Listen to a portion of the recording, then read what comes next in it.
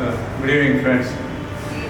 I mean, the current geopolitical situation is nothing surprising. You know, all of us are aware of what's happening around the world. It's actually the developing economies which are predictating the terms to the rest of the world. Developed economies have gone in for reverse protection.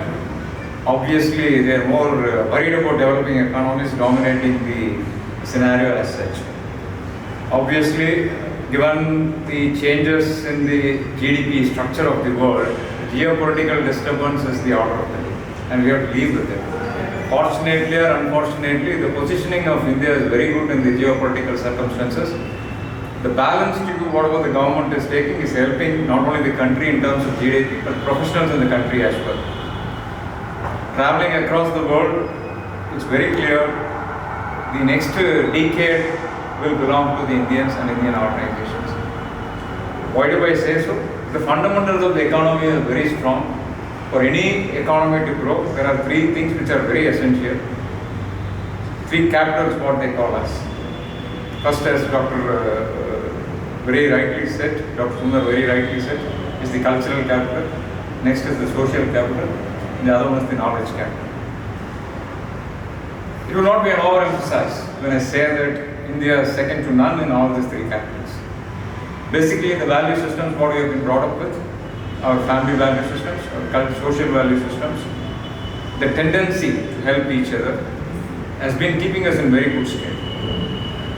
Today, imagine what has happened during the COVID period. Given our demographic dividend, the length and breadth of the country, and the kind of social infra what we have, the country has managed very well. Much better than many of the leading economies in the world, I can say that. Not only that, we demonstrated to the world how compassion can help us in maneuvering whatever challenge that's imposed on human existence, I would say. So naturally, this has helped us to build a good cultural value system and social value system, which are the essential drivers to grow the economy. The mutual dependency is the order of the day. That's what in colloquial terms or in professional terms, what we call as network. That's been in our basic DNA all through, and that will continue to drive us towards our glory, I can say that.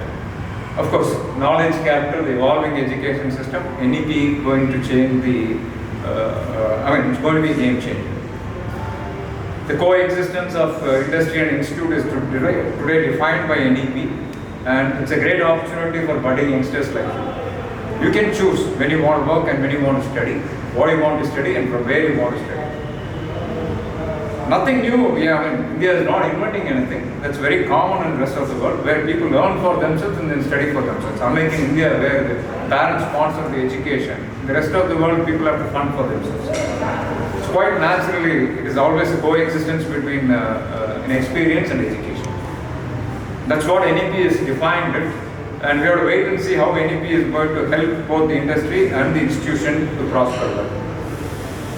And I'm very, very bullish that the future belongs to India and Indians, and wish you all the best, and you'll have a great career. Thank you. Thank you so much. Thanks for the opportunity.